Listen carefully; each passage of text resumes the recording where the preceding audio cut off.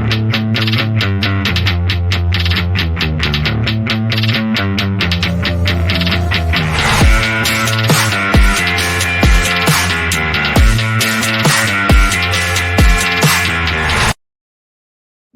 is up, Bitcoin miners? Welcome to another Build a Mine podcast. I am here. I'm ready. I'm a little bit slow and tired today, as I was telling our guest earlier off screen. My son is about 7 weeks old now, and he's going through these phases of like sleep regression and growth spurts and stuff. So it's like 1 week will be a good week, and then the next week it's like, what do I do? So I showed up in the studio about an hour early. I've been here for a while, but we're ready to start this podcast. We're ready to get this rip going. Today, I have Mike from Sustain Hash.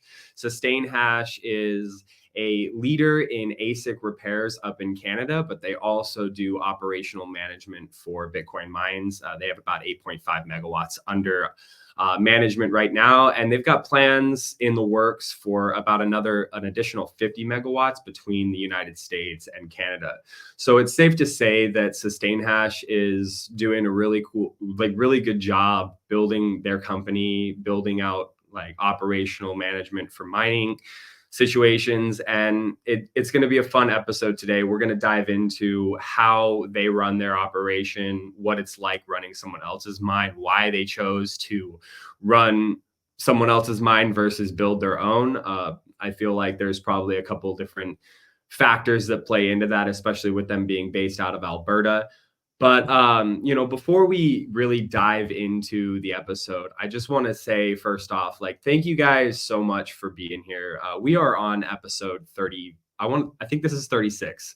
Episode 36. I've been showing up week in, week out. And one thing that really keeps me going is just being able to see the comments and hear the reaction from a lot of you guys when you see me in person at some of the events that I go to.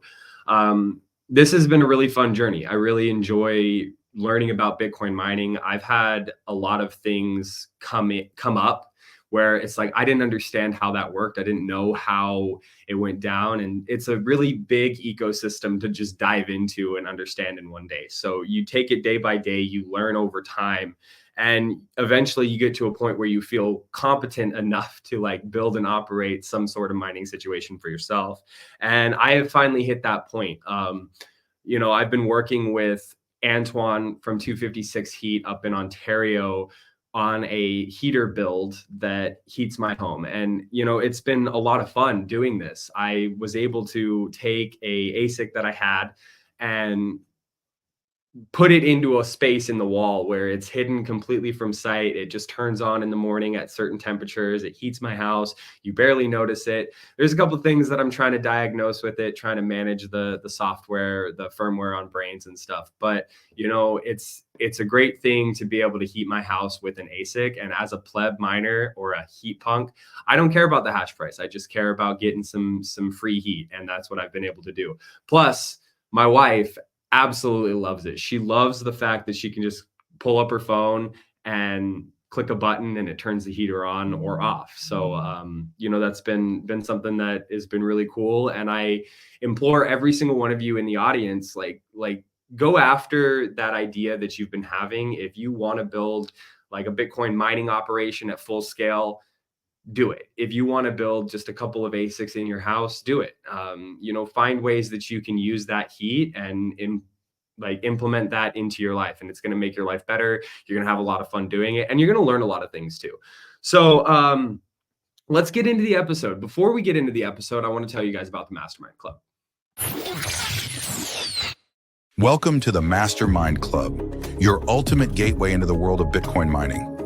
Whether you're just starting out or looking to scale your operations, our vibrant community of like-minded enthusiasts is here to support you every step of the way. Join us for weekly sessions led by industry pros, where you'll exchange ideas, brainstorm strategies, and stay motivated on your mining journey. From heat management to site optimization, our monthly deep dives cover the technical know-how you need to succeed. And with access to our entire back catalog, you'll never miss a beat. But that's not all.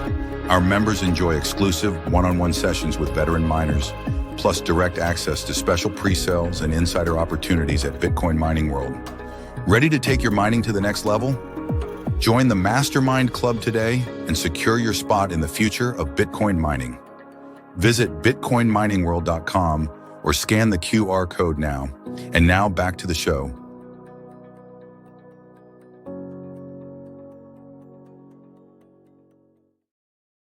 All right, guys, again, that is the Mastermind Club. It is now free for everybody to join. So if you want to, learn more about how to build a Bitcoin mining operation or how to advance yourself in the world of Bitcoin mining, join our Mastermind Club. Mike, welcome to the show. Thanks for being here. Yeah, thanks for having me. That's pretty cool. I might join myself.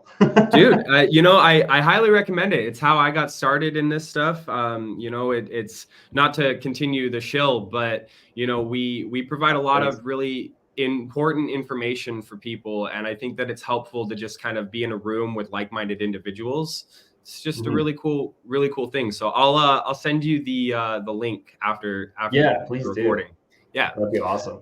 Yeah. So let's just kind of just get into it. Mike, you said yourself your skill sets are in executive leadership and digital strategy, and your company SustainHash is not only Canada's #1 ASIC repair, but it's also it was also built on the idea of sustainability, and I think that's kind of why you chose the name SustainHash. It's an interesting little tidbit.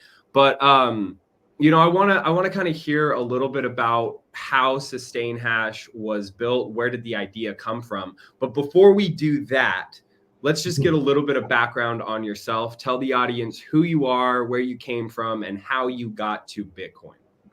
Yeah, man, it's been a long journey. I was introduced to Bitcoin by a buddy back when I was in high school in 2013, and he was like, "Hey, this is cool internet money thing. You should check it out. We should do something with it." I was like, "All right, let's look at it. Sure, why not?" Ended up looking into it, and then very quickly decided to build my own mining rig in my parents' basement. So I had 4 GPUs basically stacked on top of each other with some Delta fans. They're basically the same thing as what's on ASICs now. Extremely loud, like 70, 80 decibels under my parents' bedroom. Mining Litecoin, actually. I'm sure they loved you for that. Oh, they hated it. They still complain about it. It's pretty funny. But yeah, ever since then, I was hooked, man. It's just such a cool ecosystem.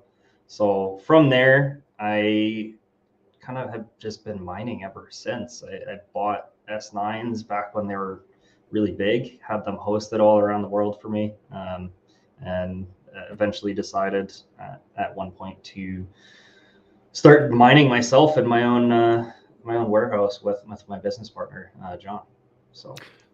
So what was the history before Bitcoin mining? Like, were you deep in fiat? Were you just kind of like coming up? I mean, everybody comes from it at a different perspective.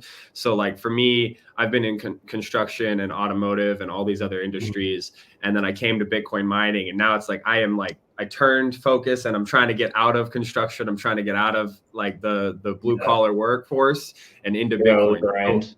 Yeah, it's always a grind, but like it's are you grinding for something that you believe in, or are you just grinding to get by? And that's kind of where I changed. So what was your story?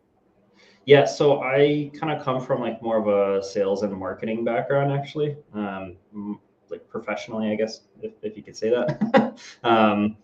I ended up moving to Canada about 7 years ago.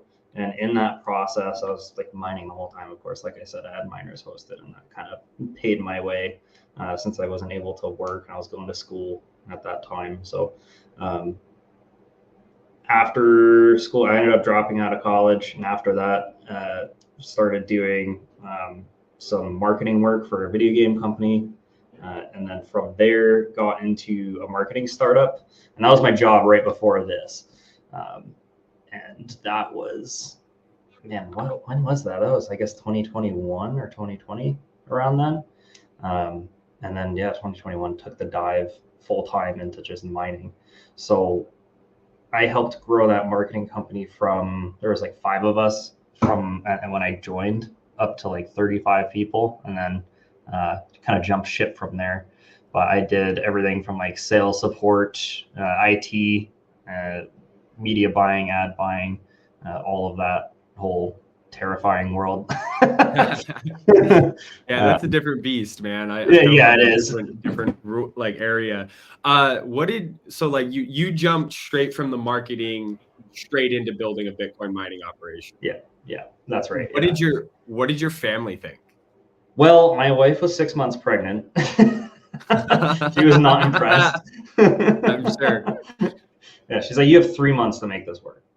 Yeah, all right, I've heard here we that go. before. I've heard that. Yep. You know. Yeah. So, yeah, she was not particularly impressed, but ended up making it work. And actually, it was really great when my daughter was born. I mean, we had the mine running, and it was running great. So I was able to just kind of walk away from it and pay attention to the family for a while. And every now and then I'd go in and fix a couple of things, and then forget about it for a little bit. It was really great. You got to be a full-time dad and a part-time mine operator. I like that. Yeah. It was, that's really nice. That's something that I've noticed in Bitcoin. There's all these ideas of like low time preference and like value security, all these things, but nobody tells you about the fact that like if you're a family man and once you get on the Bitcoin standard or the idea of the Bitcoin standard, because I'm not there yet, but you start to look at the world differently, and like your family, like the time you spend with your family is very important. It's like, I don't know about you, but like I've always heard like you're here but you're not here, like that idea in like family lore. And it's like I never wanted to be that. Like when I'm here, I want to be here and I want to be fully present. And I think Bitcoin gives us the opportunity to do that. So it sounds like you had a great experience like building this operation and then getting to go and spend that like quality time with your family. Yeah, for a little bit. For a little bit, okay. For a little bit, yeah. So not too long after my daughter was born, we discovered that mining on grid in Alberta is not feasible financially. Yeah. We learned that the hard way. So yeah, that was at that point I was like, all right, hard pivot. We need to sell or something. Just give our audience a little bit of context. What exactly was it about mining on grid in Alberta? Was it just the energy prices? Was it regulation? Prices. 100% prices. Okay. It's so if you're in Texas, you're paying, let's say you're paying $1 for your power bill. You're probably paying like 30 cents on top of that for distribution and transmission. Here you're paying an additional $1 or $1.50 on top of that $1. So get fucked. Yeah. Oh man. Not only do you have a difficulty adjustment and a slash in your revenue every 4 years, now you got to pay an extra $1.50 or $1 per kilowatt hour. Oh yeah, exactly. That's why people here are like, all right, well, generate our own power. So yeah, I got that family time for a little bit. It was awesome. I loved that when I got it. But then it turned into, okay, now I need to actually build a business. Shit. Here we go. So let me just kind of put this together. You built this operation, you were running a Bitcoin mine. It became too expensive to run. Is that when you pivoted? Was this part of Sustain Hash at the time, or did you then pivot into Sustain Hash, or did the business model just kind of change? This was technically before we founded Sustain Hash. We were just kind of mining at the time.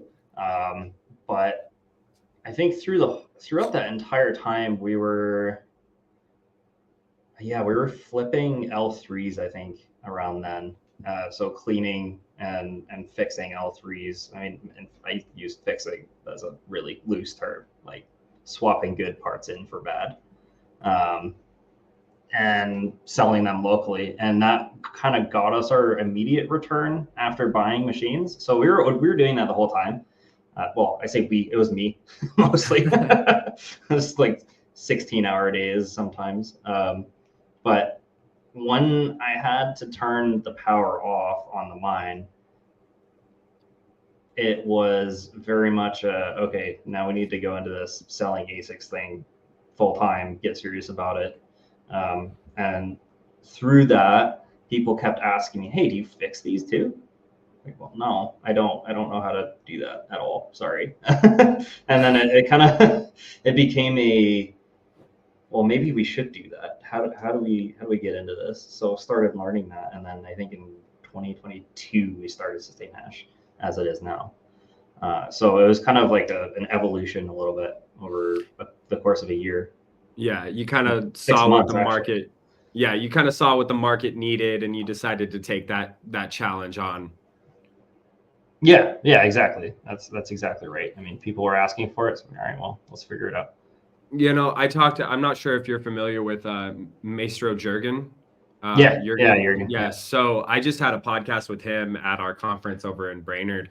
And you know, one of the things he was explaining to me was that like repairing ASICs, like from the outside looking in, it sounds simple. It sounds like straightforward. You know, you're taking some hash boards, you're repairing them, you know, soldering a bit here, soldering a bit there.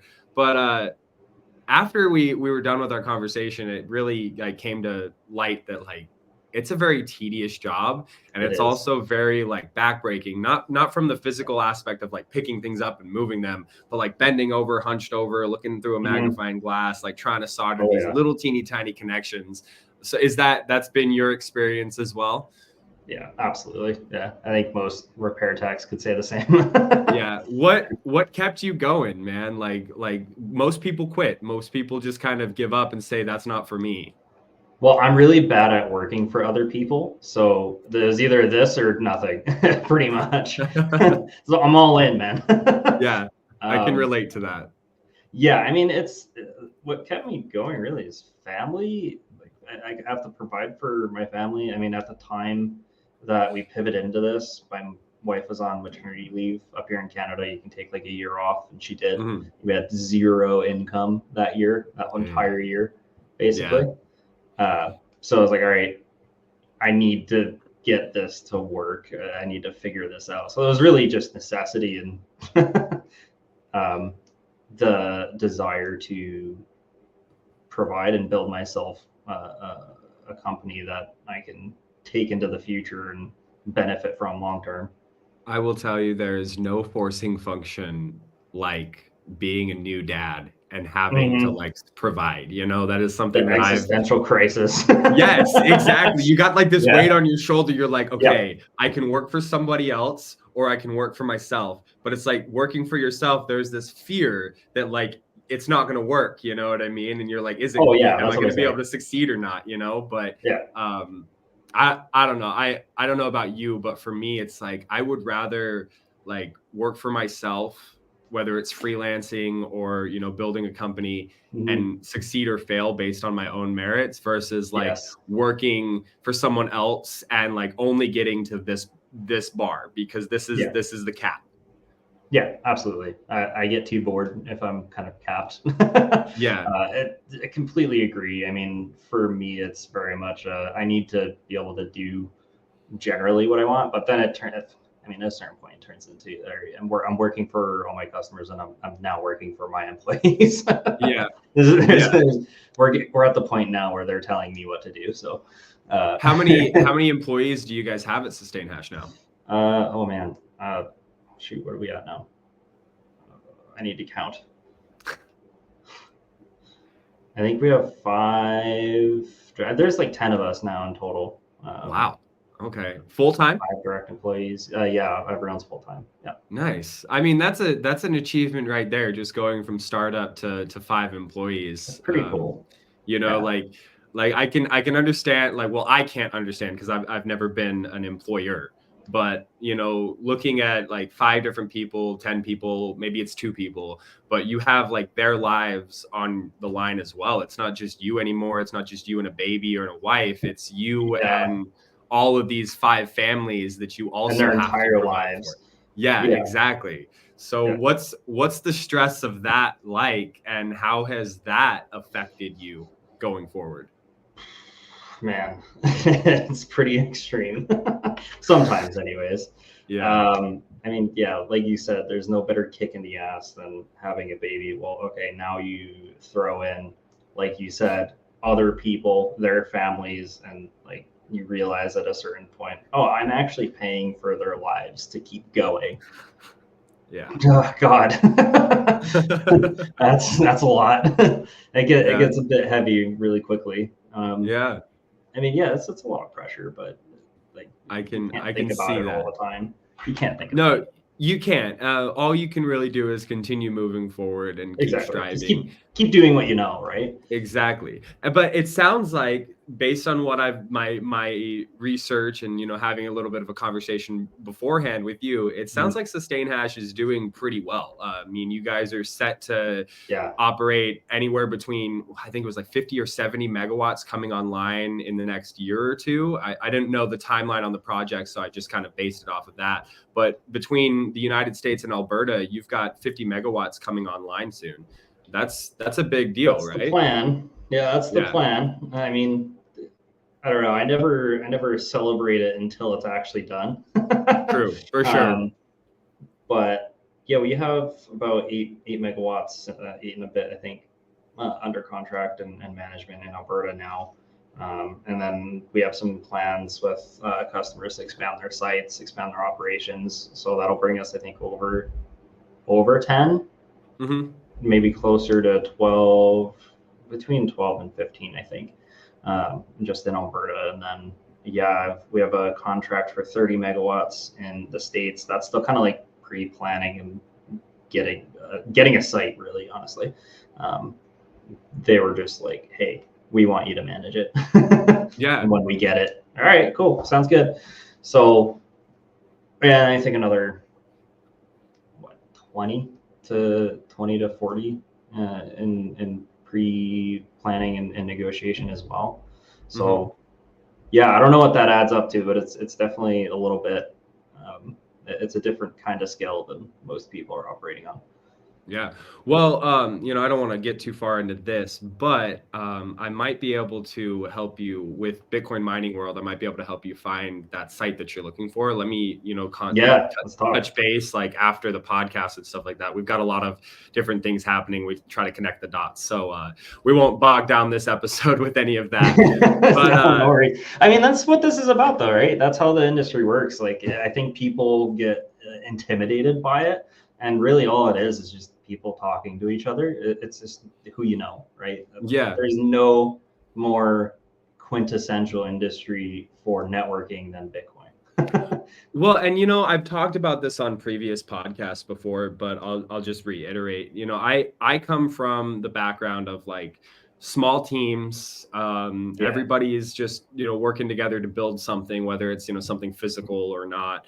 But you hear a lot in the finance world about how like it's very cutthroat. People are constantly backstabbing each other to step over them and get ahead. But it's like in Bitcoin, you might be competitors, but you're also allies in the sense that we're all working to build the Bitcoin ecosystem, the network, the entire sphere of Bitcoin. And it just kind of leads to this whole idea of like you prosper, I prosper, even though we're kind of like adjacent to being like competitors. Absolutely. Yeah, that's absolutely correct. I mean, there's definitely, I don't know, the mining industry has its own drama and people that do. I won't even get into that, but that's a minefield. Let's not. But it does have its own problems. But for the most part, I completely agree. It is very much. Let's work together. Like, hey, can you answer this question? I'm having this problem. Have you been through this? I mean, there's so many, like just on Telegram, there's open chats where that's happening all the time, right? Chances are if you're trying something, somebody else has done it and screwed it up. So might as well ask. And everybody in the industry is willing to tell you about their fuck ups. Exactly. And that's what I love about it. I come from the pleb community and I'm in a bunch of these chats and it's like, guys, I'm building a heater. What do I do? Like, how do I do this? And then you get connected with someone and the guy's like, oh, well, I do this for a living. And like, so I don't know if you're familiar with Antoine up in Ontario. Yeah, he's up in Ontario, but he owns 256 Heat. So he built me he didn't build it. I built it, but he designed and pieced together a heater for my house, which I've been stressing on for the last year. I've been like, oh, I need to get this heater in. I need to get this heater in. But how do I do it? How do I route the ducting? How do I get the right parts? How do I manually shut it on and off? How do I automatically shut it on and off? Right. And he designed the whole thing for me, sent me all the parts, and I put it together. And I was like, well, that was much easier than me just doing it. So That's sweet. there's I a love lot that. of, yeah, it was amazing, you know, and like just the teamwork aspect of it. It's like I'm going to outsource this to you because you're really good at it, but I can put it together. So let me do that because I'm good at it. Yeah. I mean, that's in a nutshell how business works. I mean, and that's how I've learned this industry also works at large. And the fact that you can do that kind of on a home mining level is really cool too. Yeah. Well, let's kind of dive into your journey. Sure. You embarked on building Sustain Hash in 2022. So it's been, the company's been, you know, building for about 3 years. It's iterating. What has this journey been like for you? Tell us about some of the ups and downs. And, you know, I kind of mainly want to hear, like, what are the challenges that you've had to overcome and what kind of lit a fire under your ass to keep you going, other than the baby and, you know, having 5 employees? Yeah. I mean, those are some of the biggest parts, but it's been stressful, honestly. Building a business is really hard. Think what you will about the man, but Elon Musk said it best that starting and running a business is like eating glass. It's so true. Yeah. It's very hard, but really rewarding at the same time, because at the end of the day, we've done some cool things. Helping customers solve problems has been interesting, and getting to the point now where I guess we're at 8 megawatts, like we were talking about before, under management, and actually going to site and seeing it running. That's really rewarding. So yeah, I mean, some of the ups and downs, where do I even start? 2022 was a rough year in general, just because of the market, the whole Bitcoin market in general. Miners were having a tough time. I mean, we all saw all the public companies going bankrupt, right? That was also happening on a small scale. And starting a repair business for those miners who are going bankrupt, a little bit of an uphill battle. Yeah, I can see that. Surprise. Yeah. So, I don't know, finding my footing was definitely hard. And just getting into the actual industry itself. Because I've been mining for a long time, but I was not in the industry, the mining industry. So I wasn't connected with people. I was just kind of doing my own thing, right? So figuring that part out took a long time. How do you take it from building in your basement to an actual warehouse that is generating revenue? Trying things and screwing up a lot. Yeah. Essentially. I mean, I think the biggest thing that we did was just putting ads out on Facebook Marketplace for like power supplies, and then people would come buy those power supplies and ask, "Hey, I have this miner, can you repair it?" And turned into, over time, just a recurring business, right? And there was very much a period of time where there was a couple of us just constantly working on repairing boards, repairing miners for $0. I think that was about a year-long struggle, and then eventually came a large contract that kind of set us up for where we're at now. But 2022 was a tough year. I think it was a tough year for a lot of people. Yeah. Well, I came in 2022, and, you know, coming in at the bottom of the bear market and seeing a lot of the struggles. Like I actually first heard about Bitcoin when it was like 62,000, 60,000, somewhere around there, when it was first at 60,000. And I'd heard about it and I was like, okay, well, like I can't afford that. I'm not going to buy it. I'm not going to pay attention to it. Obviously, I didn't know anything about Bitcoin or finances or anything. So then like cut to like 8 months later, you know what I mean? Bitcoin is at like $16,000. And I'm like thinking to myself, what is this thing How did it go from this to that? And that's kind of like what got the ball rolling. But I can imagine that going from 60,000 to 15,000 was rough for a lot of people, especially if you're running a Bitcoin mining business. Yes. Yeah. I mean, you learn really fast to not watch the price all the time.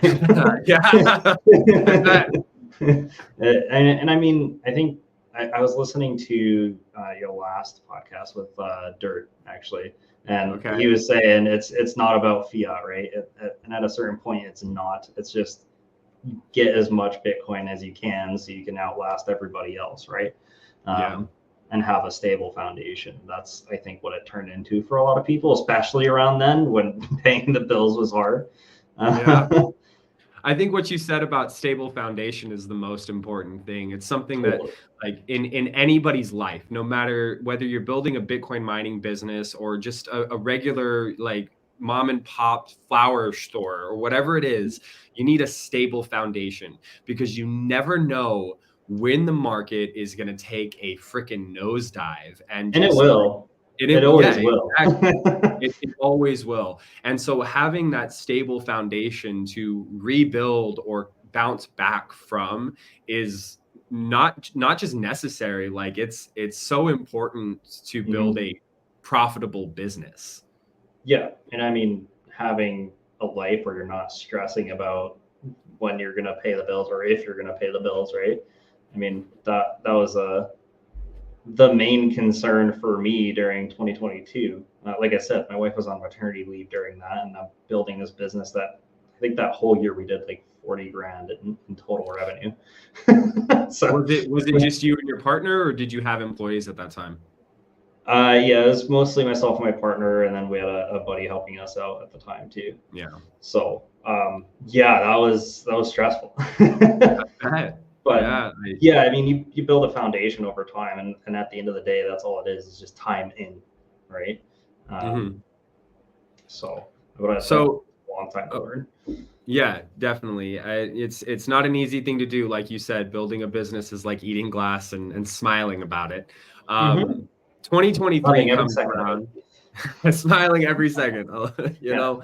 Yeah. So when 2023 came around, things kind of started to look up for you.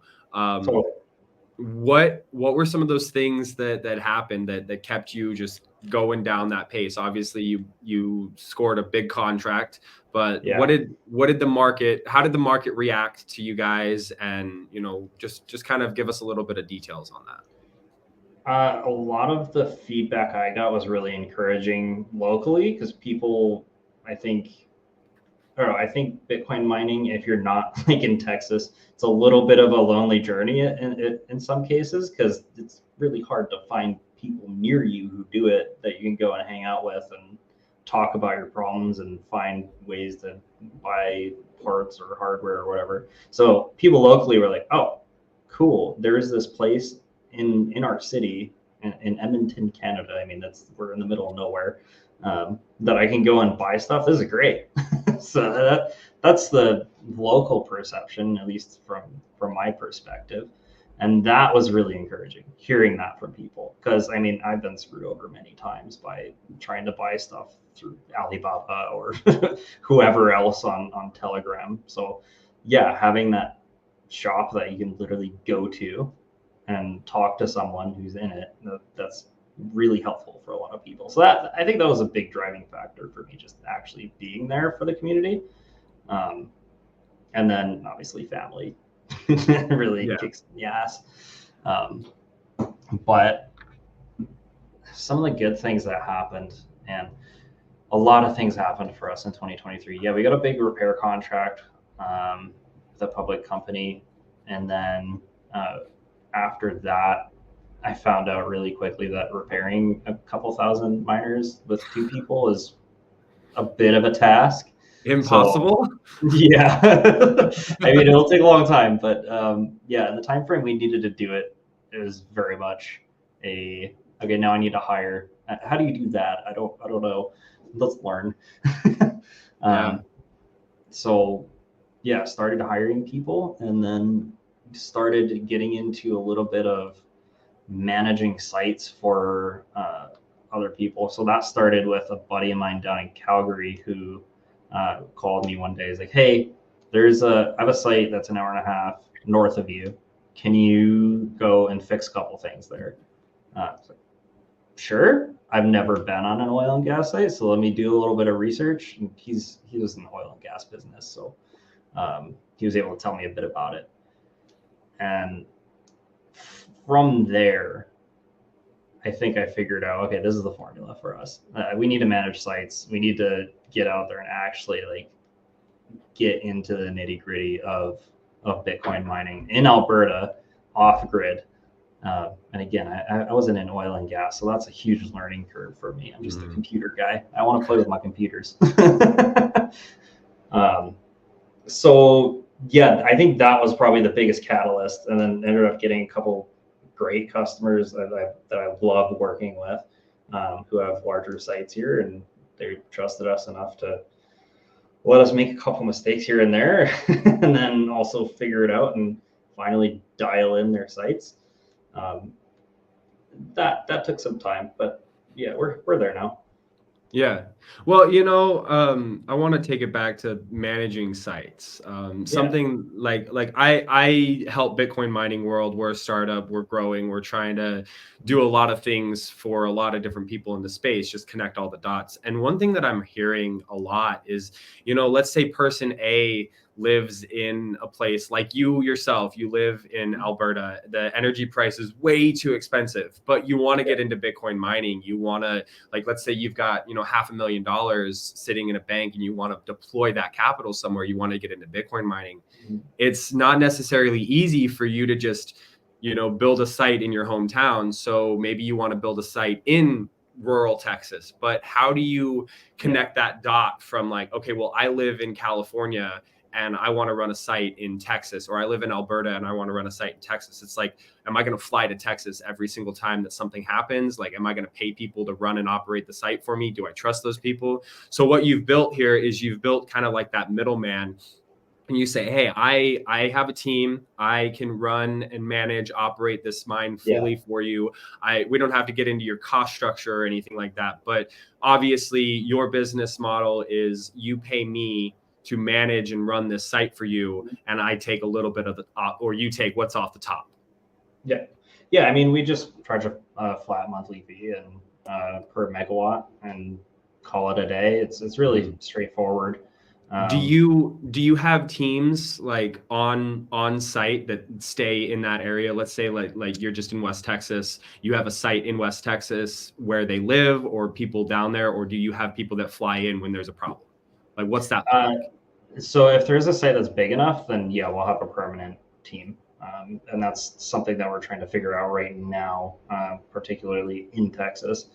So most of the sites that we manage now in Alberta, it doesn't make any sense to do that. And it doesn't take that many people to run. I mean, there's 2 of us managing 8 megawatts for the most part.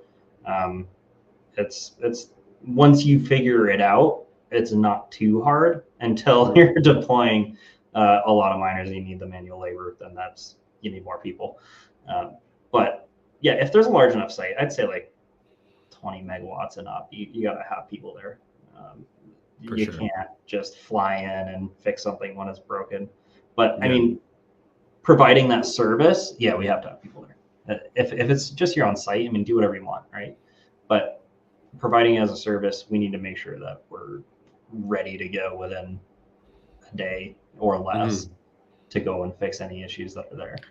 So are you running your 8.5 megawatts that you manage? Is that a self, is someone self-mining? Are they hosted, or how does that work? No, they're all self-mining.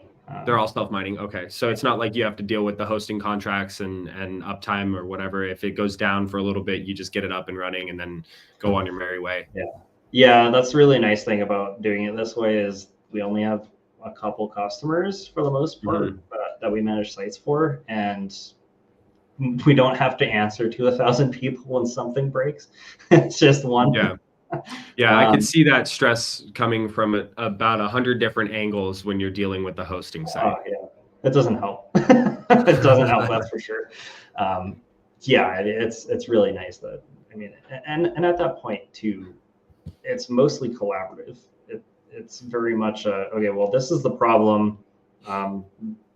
Maybe we're not qualified to do something. Like, we don't manage the actual generators themselves. We don't have a heavy mechanic on staff to manage that. So there's another company that'll do that, generally hired by our customers. So if there's an issue with a generator, I mean, we know what goes wrong on our end on the mining side, but with the generator, I couldn't tell you, man. So we have to go back to our customer or to that company and work with them to figure these issues out. And it's very much a back and forth collaborative effort, right? Yeah. Well, with running an oil and gas site, it's kind of a completely different hurdle than running like an on-grid electrical site. You're like, I come from a mechanical background. I know how cars work. I know how engines operate. You're basically setting an engine on this site that is running off of flared gas, and just like, generally not ideal. Yeah, exactly. It's a dirty, nasty like process. I'm sure your generator, which these generators aren't cheap. You're looking at 1.5 mil just for a standard generator. What are some of the challenges that you face, building that? I don't know if you built the site or not. Everything. Tell us a little about it. Can go wrong. Yeah, I mean, anything you could think of can absolutely go wrong on one of those sites. Like, we were kind of talking about it last night when we were messaging, but some issues where something might catch on fire, which is a little terrifying on a gas site. We haven't had too many. But the biggest issue we had with that was a PDU in a container kind of shorting out and exploding, essentially. And that was a self-solving problem, thankfully. So things like that going wrong. I mean, we had an issue where, what was it? Yeah, that's right. The way the containers are oriented on this one site, the breakers are kind of not exposed to the sun, but the sun's on the other side of the wall. So that was actually heating up the breakers and causing them to trip. And from there, what happened was the generator couldn't handle that immediate drop in load. So it would backfire because it's spinning too fast. And suddenly now there's no load to kind of take up all that energy from the generator. And it would then shut down, drop all the load, shut down. And we had no idea what was causing this for like 6 months. It took so long to try to figure it. It just kept happening in the middle of the day. And that's all we knew. So it was like tracing harmonics in the like little island electrical grid that we created between these generators and containers, and trying to figure out where that was coming from. Was that causing it? No. Took a long time to figure out, but eventually. Yeah, that's something that weird stuff like that. Yeah, and that's something that you see a lot is, especially in Bitcoin mining operations, but in other industries as well. It's like, oh, I have this problem. Oh, is it this thing? Nope, it's not that. Is it this thing? How about like let's just go down this checklist of like, what is it? And finally you get to the thing that it is. It's like 6 months later, you're like, oh, the sun is heating up my breaker on the other side of this wall. This is stupid. Why couldn't I figure this out before? Yeah. So what do you guys do to solve that? FYI. Yeah. Honestly, just putting insulation in the little electrical room that was built onto the container. Just insulation. So you didn't have to turn the container around or anything? No, really simple fix. Good. And then I think we put some AC units in there too. Try to keep it cooler. Yeah, I kept it cooler, and that helped a lot. So yeah, now have none of those issues, thankfully. That's good. To deal with something for 6 months. I hope that it was in like a lull in Bitcoin and not like a high price situation. Yeah, that was this past summer, so it wasn't too crazy, but I mean, we were out there a lot. Yeah. Well, anytime you're not mining, when you have, $3 million worth of infrastructure in front of you, you're like, what the fuck's happening? Yeah. Or more. Yeah. someone else's $3 million in infrastructure nonetheless. Exactly. So let's, I want to dive into a little bit about what your plans are for building out these new sites. Are you looking specifically for oil and gas sites? Are you looking for on-grid sites? What is that process going to be like for you, and what would you prefer? Grid is so much easier. I would love to run a large grid site sometime soon, and that's kind of the plan, if we can find the right site. Mm-hmm. And that's the hardest part, really, I think. Oil and gas is great, but it has so many problems, and you're kind of babysitting it all the time. Whereas a grid site, you can really start to automate things. You're not worrying about generating your own power. Because if you are, you really have to run essentially 2 or 3 businesses at the same time, generating your power, using your power, and then everything in between. So grid would be awesome. That's kind of what we're looking for in Texas. But here in Alberta, our customers are looking at more oil and gas. So we'll keep going with it, because now we kind of know how to. Have made enough mistakes that I think we could say we know what we're doing. Until the next one comes along. Yeah, exactly. I mean, there's always going to be something. Yeah, for sure. People ask me a lot, is it worth it to mine off grid? I said, no, it's not. Don't do it. Unless you really know what you're doing and you have deep pockets, don't do it. Hey, just real quick, I'm going to pause this. All right. So the next question, we were just talking about, the incentives behind building an oil and gas site or an electric on-grid site. You're looking for more of like an on-grid situation. Why Texas specifically? Well, there's so many answers to that question. The main thing is that you're not treated as an enemy. I mean, here in Canada, banks do not like Bitcoin. They just don't. And unfortunately, we still need banks to run a business. That just is what it is. So not having to fight every step of the way just to like pay your bills is really nice.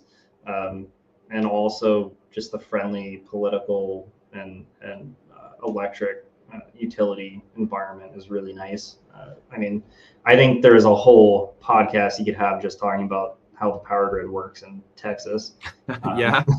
I won't pretend to be an expert there, but it's definitely attractive, particularly for price. I mean, at the end of the day, cheap power is where miners go, right?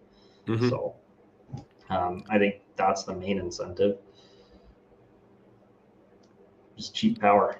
Cheap power. And that's that. I mean, we search for it all the time. You hear a lot of FUD around Bitcoin. It's like Bitcoin's going to consume all this energy. It's going to consume the world's energy by 2025 or whatever the damn FUD is. It's evil. But it's like at the end of the day, Bitcoin miners are just seeking out like the lowest cost of power. And a lot of times that can be renewable, that can be on grid either way. But we're not like consuming all of this like extra power. We're consuming wasted power, like power that otherwise wouldn't have gone to anyone.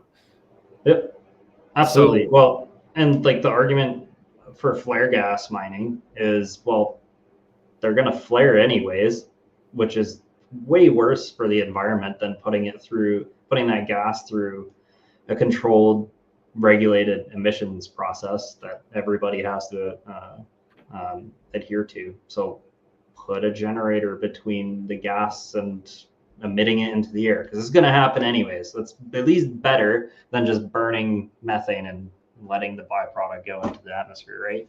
Absolutely. So like there's that, and I think the wasted power argument is great just in general, because somebody's got to use it. We're not doing anybody any favors by leaving that power stranded, right? Just as a society. Well, and then you also look at like what Texas has been able to do to their energy grid. Like they've been able to bolster their energy grid. Like I think it's like 4 to 5x what it was in like 2016. So now they have all of this extra power that they can send to people in times of need. But when they don't need it, when the citizens don't need it, you've got a Bitcoin company over here just consuming all of it. You Yeah, it know, it's sets a like price for it, right? exactly. And it changes this whole dynamic of, oh, well, we can't build out that infrastructure because we don't have a consumer. It's like now we do. Well, yeah, now you always will. Yeah, exactly. And what is Yeah. that going to do for you hear about gridless down in Africa building out Mhm. these like off-grid sites, and it's like, man, you're changing people's lives with Bitcoin mining, and the Oh, rest of the world can't even see that. yeah, at the end of the day, you have to monetize something that you're doing. And if you want to build out a power grid, I think Bitcoin mining is a great way to do it. It'll just speed up your return on investment at the end of the day. And I think that's something we're going to see happening more and more, especially in the US, where there's this conversation around we don't have enough power for the next 10 years of economic growth. We need to build more power generation, and nobody has been for the last few decades. Um, this is a great way to do it. This is a great way to fund it, right? Um, Absolutely. I Well, think this is going to happen more and more. something that I saw a couple weeks ago, and then also caveat this with, I don't know if you've seen the Dirty Coin showing. I haven't seen it yet. I really want to though. I I need to can't. make an effort. Well, it's hard to view it right now because the creator, I think her name's Elena, she's Yeah, only showing it at conferences right now, so yeah, yeah. it's not on YouTube or anything. But when you get an opportunity to see it, you're going to be blown away. That's I what I've heard. saw a couple weeks ago. There's a site, and I don't know the location of the site, but they're taking tires, they're breaking the tires down, they're burning the tires, and they're using that to generate or they're melting the tires down and they're turning it into like some sort of oil process that can be used. Like I don't know what they're doing exactly, but they're separating this methane gas emission from the tires, breaking it down, and then burning it to create Bitcoin. So it's like this Pyrolysis, cool, maybe. probably, Yeah, but it's cool because you're like, okay, you're taking this waste product and you're yeah, turning it into Bitcoin, and you're monetizing that process, and that's happening in like landfills all across the yeah. nation. It's happening in all these different scenarios where this waste was once unprofitable to get rid of is A now net negative in yeah, it's a general. net negative. Exactly. Now it's a net positive. And like, I'm just curious as to like what your thoughts are on how that shapes the future of Bitcoin mining and just the world in general.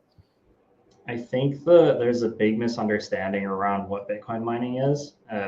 Just people who aren't educated around Bitcoin as well don't understand that Bitcoin mining is, at the end of the day, something helpful for the community. Because what we can do is actually go into communities that maybe traditional industry has left them behind. And they do have resources that are useful to a Bitcoin miner, i.e., power. Um, we go in there and create at least a few jobs, right? Maybe it's not 100 jobs from a factory, but like 2 or 3 jobs that are a high skill requirement and education requirement. And I mean, that helps just a small town of 100 people in the middle of nowhere significantly, right? So there's a lot of that happening that I think is really important to highlight. And also with the wasted energy and the opportunities with that, it's going to be more and more important to actually deal with, like Alberta, for example, has an issue with abandoned gas wells. Well, they're just venting methane into the air just by sitting there. So, okay, what's the lesser evil? Burning it in a generator or letting it vent? I think burning it in a generator and creating something useful out of it is probably better. We're going to see that more and more, right?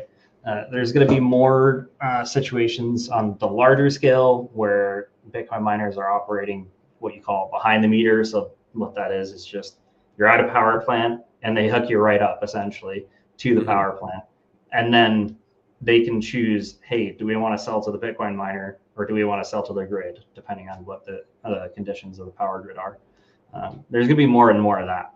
And that, Wouldn't just real quick to kind of pause you, would that yeah, also lead to lower energy prices for the community? yeah, and it does. It definitely does. I think there are a few like real world examples where Bitcoin miners entering a community and working with the utility actually has reduced power rates. And I think I saw a news article this past week or two where a mine shut down and then the power rates. Yeah, the Norwegian mine.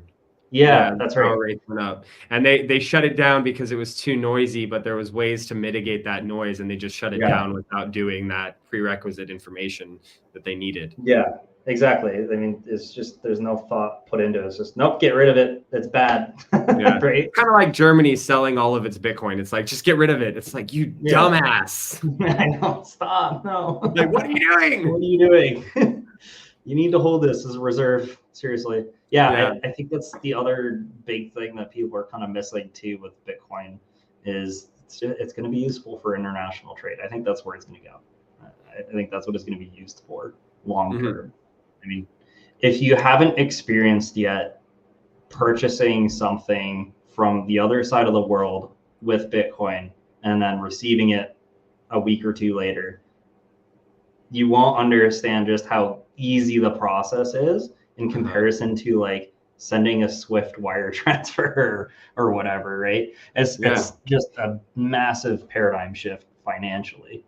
100%. You know, that's something that I think about a lot. And I think that's kind of one of the touch points that brought me into Bitcoin, like fully on board. I agree with this. I understand, like, I don't understand it technically, but I'm here for it. And that was this idea that like you could send money, you could send value anywhere in the world within 10 minutes. And nobody's going to take fees from you. Nobody's like, you're not going to get hit by 10 middlemen along the way. You're not going to be you're not going to have that money forced from you from, you know, gang violence or other types of third party attacks. And it's just like, now you can transact, like me in the United States, I can transact with you, Mike, in Canada instantaneously within 10 minutes. And we can send value back and forth. And that's something that like the world needs in a digital age. It's not something that we want, it's something we need. And it's really clear too. I mean, not to get political or anything, but like we're seeing countries do this because there's a necessity, right? Whether you think one thing or another about those countries, they're solving their problem with mining Bitcoin and using Bitcoin as a means of transacting. And that's a really big deal. They figured it out, right? They realized what this is useful for, and there's only going to be more of that because it's just so low friction in comparison to the traditional banking system. Like, man, a wire transfer will take at minimum a week in some cases. Yeah, and you're going to get charged 25%. You're going to lose 20%. Whatever the fees are. Yeah, it's exactly. Ridiculous. Yeah, I think that's where it's going. It's going there really quickly too. Yeah. You know, thinking about the future of Bitcoin mining and like where it's headed, where Bitcoin mining specifically is going, what are you kind of preparing for within your company? Like, how are you preparing for the future? How are you looking towards that and trying to decide like which direction you want to go? That's a great question. I think just like our mission being supporting Bitcoin miners is really important because at the end of the day, miners are always going to need a service provider for either buying equipment or repairing equipment or operating their sites. There's always going to be a need for that. So just kind of getting good at it is a big focus, and building a team that knows what they're doing. And for me, it's nice that we're getting to a point where they won't always need me all the time and 24/7 to run the business. So that's kind of the focus right now. But long-term future of Bitcoin mining, I would say just getting good at large scale and small scale operations. That's the key for us, I think. And being able to bring whatever is needed to the table for that end user, the Bitcoin miner. If they need us to source equipment for them, okay, cool. Let's figure that out. Let's just solve the problem, right? That's what matters. That's a little bit of a vague answer, I realize. Yeah. But that's kind of where it starts. It's a broad spectrum trying to decide Yeah. like which direction you want to take it. So I mean, like, I don't know. The path to a successful business is not straight. Things happen constantly that you're like, really? What the hell? Why is this so hard? And then some things pop up. We're like, wow, that's a great opportunity. How did I get this lucky? What the hell? That just naturally happens. So kind of just going with the flow ultimately. And like I said, just trying to get good at what we do. Yeah. You know, what you said right there reminds me of something that my grandfather used to tell me when I was a kid, and it kind of instilled in me like this idea moving forward. But he would always say, if something is easy, it won't be worth it. And if something is worth it won't be easy. So that's kind of like what you're kind of touching on right there, is like you're building a business that means something, that matters to you, to your employees, a service that matters to the world and the Bitcoin mining industry at large. You're going to go through trial and error. You're going to go through pain. You're going to go through growth periods. I mean, there's going to be light at the end of it. There's going to be good times, but there's also going to be those bad times. So with that being said, what advice would you give to someone who, is in the situation you were in when you first started? What advice would you give to them to keep them like going, keep them strong? Well, like a new business or something? Yeah. Just like think about it. If you could go back in time to where you were when you first decided to start Sustain Hash, go from one industry to the next, what would that piece of advice be that would keep you going?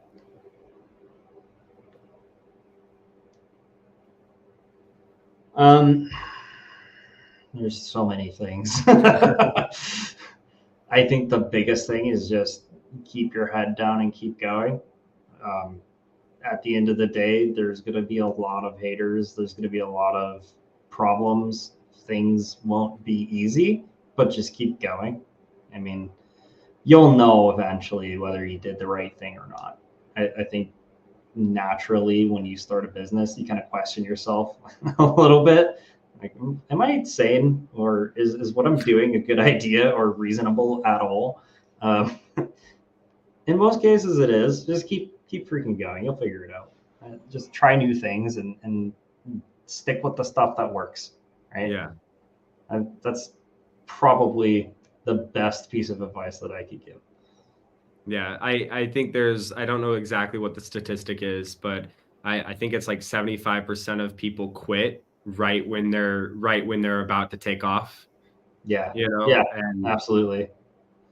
Just got to keep going. Especially I feel like, and I've never built a business like yours. I've never built a business. I'm working on it, but I've never built one. But what I've seen from people like yourself, from talking with builders and business operators, it's like you'll know in your heart whether or not what you're doing is the right decision. And if every day you wake up and you're like, I need to figure out how to make this work, it's like that's probably a good like little light bulb in your brain saying this is the path that you're supposed to be on. Don't quit, keep going. Absolutely. Yeah. I mean, trust your gut. If your gut's saying do it, do it. If your gut's saying run far away, then run far away, Yeah. Especially like for you, like you've been through the ringer. I mean, you've gone through trial and error and just like literal fires. So to have a gut that's still telling you like, keep going, keep doing this, it's like, man, you must be on the right track. Yeah, I still question myself sometimes. Like, am I sane? I don't know. Don't we all question ourselves? Yeah. And I mean, that's natural, right? I think that's completely normal and part of the experience that everybody needs to go through. But just that's something that I learned is just trust your gut and go with that. I've made that mistake so many times. Just listening to myself. Just as like a person going through life, like Bitcoin aside, is trust your gut. If you have this overwhelming feeling of like something's not right here, something's probably not right here. You have intuition, man. Like lowest common denominator, whatever is the simplest answer is probably the right answer. Yeah, you got it. You hit the nail on the head, man. Well, I got one more question for you. This is a question we Sure. ask everybody. I just, I want to know, Mike, what does Bitcoin mean to you? Opportunity.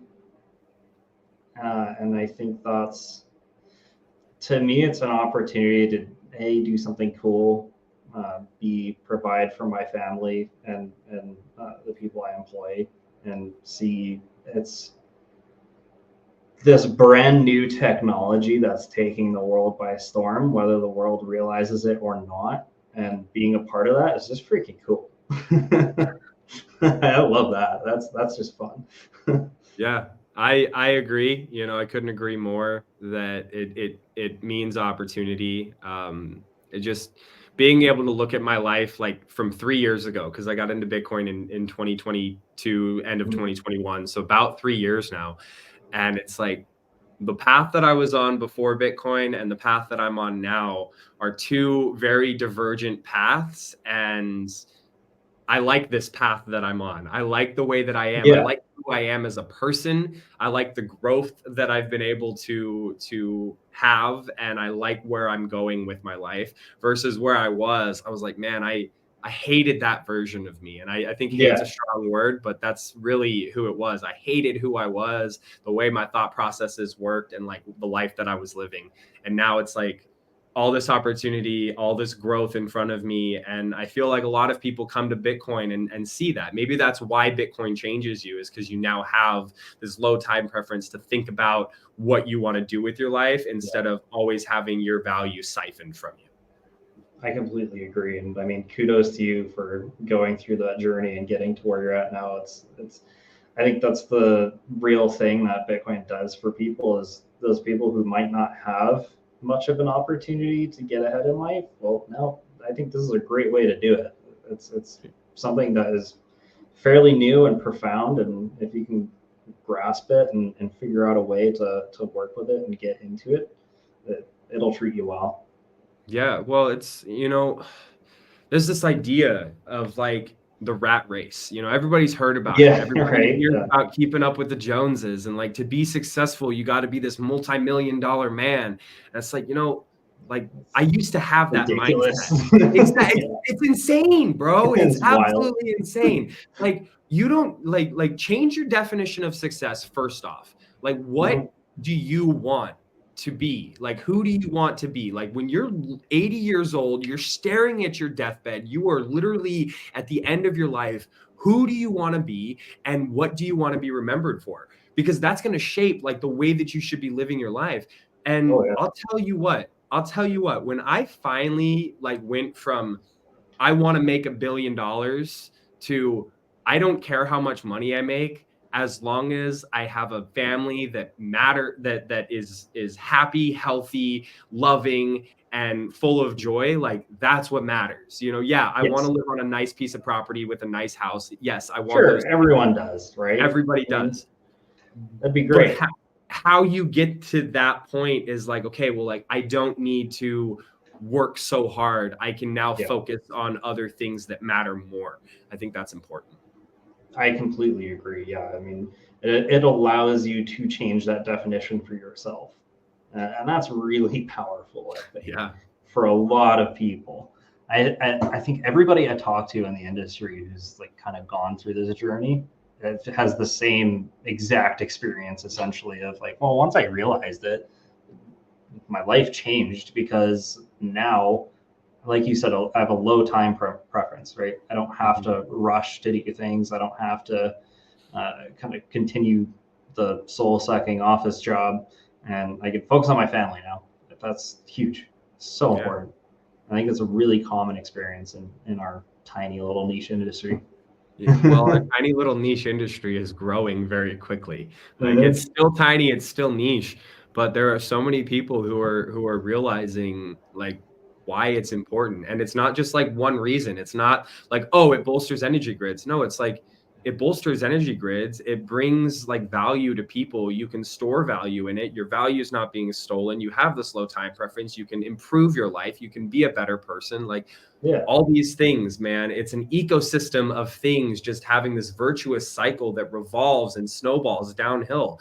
And I'm excited. Honestly, I'm very hopeful. I'm very excited to see what the future is going to look like in, 3 cycles. Another 15 years, dude, what's it going to look like? Who knows? And that's the cool part, though. Like, that's the fun part, is like nobody knows. Nobody knows. Who knows what the heck is going to happen with it tomorrow? I don't know. Sometimes I'll wake up and see something happen. Oh, that wasn't on my bingo card, but good job, Bitcoin.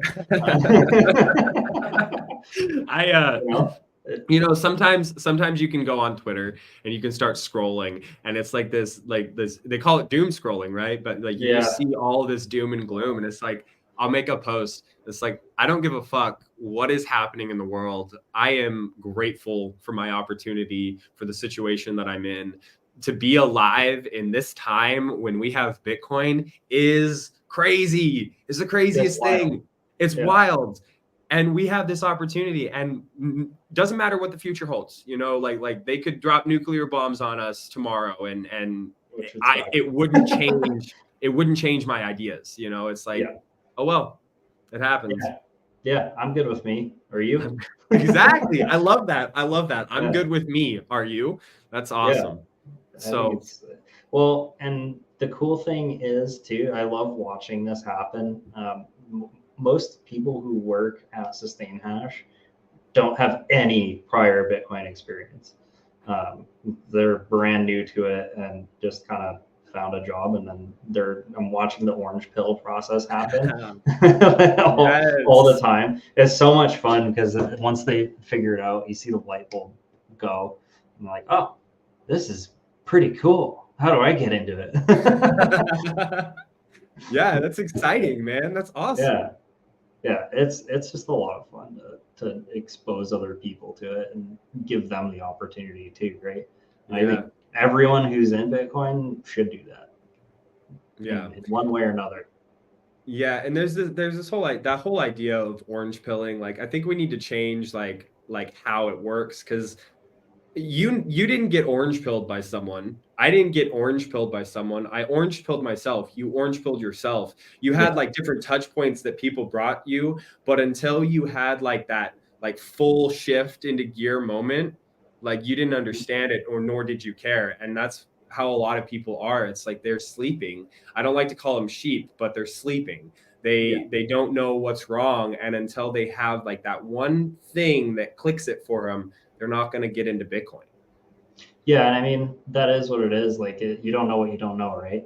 Mm-hmm. But we're not doing ourselves or anybody else any favors by not kind of shedding the light and showing them what this is. Yeah. And I just like letting people figure it out themselves. Just, hey, here's what it is. Here's some resources. Have fun, and they'll figure it out.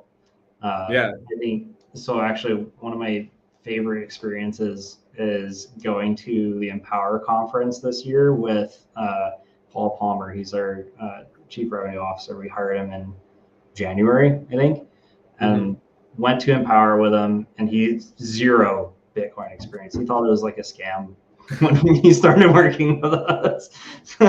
And he's watching these panels of like, I mean, real Bitcoin OGs on that stage, and you can see the gears turning, and then the steam starts coming out of his ears.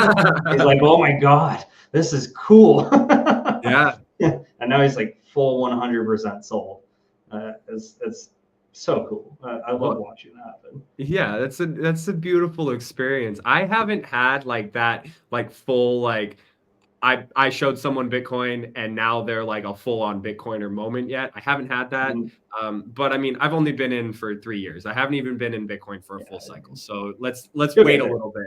But what I have done is like, I've been slowly incepting this idea into people's minds and brains. And I've bought Bitcoin for several of my friends and family. I got my brother-in-law introduced to a guy that I know very personally. Like, he's a really good friend of mine. He's building a mining operation in Albany. And so I was like, yo, do you need an employee to help you build this? He's like, yeah, I do. I was like, all right, I know this guy who's got computer experience working for Intel, basically doing exactly what you need him to do, cleaning computers and stuff. And so I was like, told my brother-in-law, I was like, yo, you need a job? He's like, yes. I'm like, all right, go call this guy. And now they're getting ready for him to start this job and like in the Bitcoin industry. And then he's going to have like 3 or 4 different slots in the mine for himself. And I'm like, I just incepted him into Bitcoin. That's great. Yes, you did it. And so I'm excited to see what happens like a year from now when the mine is running and he comes back to me and he's like, Trevor, this happened. Yeah, a power supply blew up right in front of me. It was crazy. Like, it's crazy, but we're making money. Yeah, I know, right? Yeah, I get that way every single time I go to site. This happened, but we're making money. So yeah, exactly. Oh man, well, this was a really fun conversation, Mike. I appreciate you coming on today. Absolutely. Thanks for having me, Trevor. Yeah, real quick, tell the audience where they can find you, how they can get in contact with you, or reach out to Sustain Hash. Just tell the audience where you want to go, and then if you have any products you want to shill real fast, get to shilling. Sweet. I love the shill time. It's great. Yeah, you can just go to sustainhash.com. Just reach out to us. Our phone number is right on the website. Email's right there. If you have questions, shoot us a question. We just started getting into making and selling bit axes, which I think is a great introduction to mining. So if you want to have that like low barrier of entry, it's a great way to do it. And there's a lot of people doing it now too. So happy to join that club. At the end of the day, just give us a call, send an email. If you have questions, we'll try to answer it. Awesome. Well, I'll make sure that those get into the show notes. I did see on your guys' website, and I'll show this just for everybody real quick. I'll add it to the stage. This is their website. Super cool. They've got the BitAxe right there on the main screen, but it's a really cool looking website. I think you guys did a good job with that. We're working on a new one. The current one's a little bit broken. Yeah, it's an iterative process, man. You don't know what you don't know. It's like we were talking about, man. Like, it takes time. But I just want to say, like, I'll put everything in the show notes. I just want to say thank you so much for being here, for providing some context, helping us understand the world of Bitcoin mining operators. And maybe, we can get you on in the future after you get some of these sites set up. We can talk about some of the hurdles and the processes that you have. That sounds great. I'd love to. Awesome. Well, guys, this has been episode 36 of the Build a Mine podcast. I appreciate all of you guys for watching, for listening. If you guys have any feedback for me, I'm always down to hear it. Let me know what you guys think about it, what I can do better, what I should stop doing. Just lay it out. I've got pretty thick skin. So with that, guys, we will see you next time. Cool. Thanks.